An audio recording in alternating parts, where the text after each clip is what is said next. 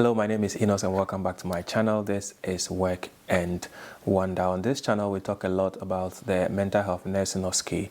So if you're a mental health nurse out there who is preparing for his or her mental health nursing OSCE, then this is the right channel for you. I can guarantee that this is the only YouTube channel that talks about the mental health nursing OSCE. I have a lot of videos on all the stations. You might want to take a look at it. Please make sure to subscribe to the channel and turn on the notification bell, and anytime I upload a video you would be notified and you will come straight here and come and take a look at whatever video that I have uploaded. Today's video is going to be pretty much straightforward. I've said that anytime I do get comments or emails about something and then I realize that it is kind of repeating itself, then I would make a video about it. And this is about the planning station, especially for those that get the depression and suicidal ideation. We all know that one of the problems that you are likely to get out of your assessment is going to be risks for self-harm. And people are getting the problem right, but the whole issue has got to do with their nursing problem, their aim of care, their reevaluation, and then the nursing needs or the nursing interventions that they would have to write out or put in place for such a patient. So we'll start off from the top. Now you've assessed your patient and your patient has verbalized to you that they are having thought of self-harm. They even have a plan in place. They have said to you how often they think about it and what plans that they have in place. So this is what your patient said to you, and then when you came to the planning problem, you've been able to identify that risks for self-harm is a problem, or is a nursing problem, or is a need that you need to write a care plan on. And even in the overview of the patient history under the presenting complaints, you realize that this patient has tried to self-harm. It's more like a historical event, and even currently that is what brought the patient to either the clinic or to the hospital setting, wherever you are assessing this particular patient. So clearly this is a problem, and you've written your problem as a risk for self-harm. Now, risk for self-harm, what is it related to? The patient has said to you that it's related to his depression, it's related to his low mood, whatever it is, you have been able to relate it to that. So let's, in this case, related to the low moods that the patient is experiencing. So risk for self-harm related to low mood. What are the evidence, or what is the evidence to this particular problem? The patient said to you that they have constant thought of self-harm, or even looking at the presenting complaint, that is what brought the patient to the clinic or to the hospital. So now that is in itself, that is an evidence. So related to historical event of patient trying to self-harm, or patient verbalizing to you that they are having constant thought of self-harm, that is the evidence. So risk for self-harm related to low mood, evidence by patient verbalizing to you that they have thoughts of self-harm. Now you've been able to write out your problem. What is going to be your aim of care? Your aim of care is, at the end of the day, what you seek to achieve. So now let's look at the aim of care. So the aim of care will be that the patient, throughout the period of hospitalization, the patient will not self-harm and then will be safe. You can put an evidence to this. The evidence could either be that the rate at which the patient thinks about thought of self-harm has reduced, or the thought of self-harm that which they experience within the day has basically reduced, or the patient has verbalized to you that they have kind of been able to develop some sort of coping strategies that they use anytime they are having these thoughts of self-harm. So all these can be evidence to the aim of care. The aim is the patient will not self-harm and will be safe. But what will be the evidence to this particular aim? And this is what I have mentioned to you already. Now, the problem has got to do with the re-evaluation time frame. We all know very well that if a patient is having thought of self-harm, this patient is like 99% likely to be admitted on the ward.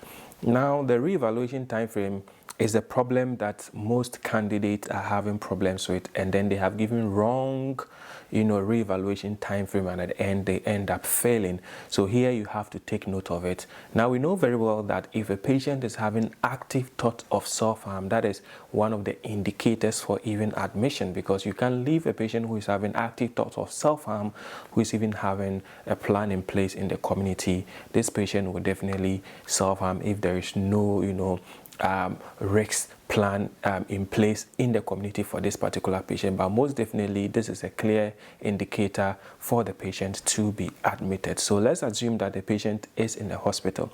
If the patient is in the hospital, you don't say that you are going to reevaluate on daily basis the thought of self-harm. With this particular patient, if the patient is having active thought of self-harm, then it has to be on every shift. It has to be on every shift. So you evaluate today, every shift that is changing, they have to reevaluate. And even within the day, if you want, it can be in the morning, in the afternoon, and then in the evening. You have to constantly reevaluate to make sure that this patient is not self-harming. So those of you that are writing to be reevaluated on weekly basis, to be reevaluated on 3 days, all these are not effective time frames for reevaluating a patient that is having active thoughts of self-harm. So that is in regards to the reevaluation time frame. Now let's go to the nursing needs and then the nursing intervention. This is also one of the problems of most candidates. If a patient is actively having thought of self-harm, first of all, you should think about their level of observation. And most of you are writing general observation for a patient who is having thought of self-harm. If you are writing general observation, this particular level of observation is not appropriate for this type of risk that you have identified. For most companies or for most trusts, general observation is at least done 3 times a day. That is morning, afternoon, and then evening.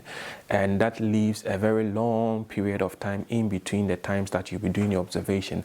And that is enough time for this particular patient to self-harm. For a patient that is having active thought of self-harm and or it's a risk for suicide, this particular patient needs to be on at least eyesight nursing observation. The eyesight nursing observation provides a staff to be with this particular patient at all times, so that if the patient even wants to self-harm, the staff can easily step in and then intervene. And not only stepping in to intervene, but also provide that personnel or that staff that the patient can have, a chat with. And once they are talking with the patient, that in itself is more like a diversional therapy for the patient, and then the patient will not self-harm. So at least eyesight nursing observation is key in managing a patient that has thoughts of self-harm. Other things that you can do is, removing any other thing or sharp objects or any objects that the patient can use to self-harm, from the patient environment.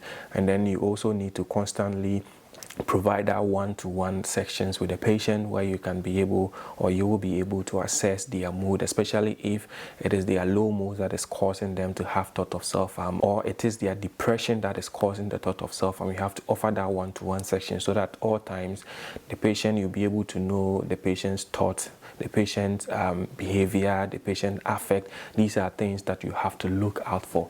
So these are some of the nursing interventions that you have to put in place. It has to be very, very specific to the thought of self-harm. Most of you are writing very general things like checking vital signs, referring them to the psychiatrist for medication review. Yes, all these can go a long way. If the patient is on the right medication, it can prevent them, or it can more or less like subdue that thought of self-harm. But these are not intervention for this type of patient.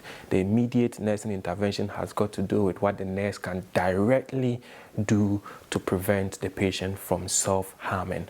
So these are some of the things that we have to take into consideration when you are writing a care plan for any patient at all who is having thought of self-harm. Most people are failing because they are writing the wrong reevaluation time frame and also the wrong nursing interventions for this type of patient. So take note of this and make sure that if your care plan, or if you've got a patient with depression and suicidal ideation and one of your identified problem is risk for self-harm, make sure these are the interventions that you put in place. These are the nursing need or problem that you write. These are the aims of care that you write, as well as your nursing self-care and then intervention. So that is just the video for today in response to those of you that sent me your report and then you had a problem with risk for self-harm as a problem that you did in your planning station. My name is Enos and this is Work and Wonder. I'm pleased to announce to you that I now have a booklet on the skill stations, which I'll leave in the description.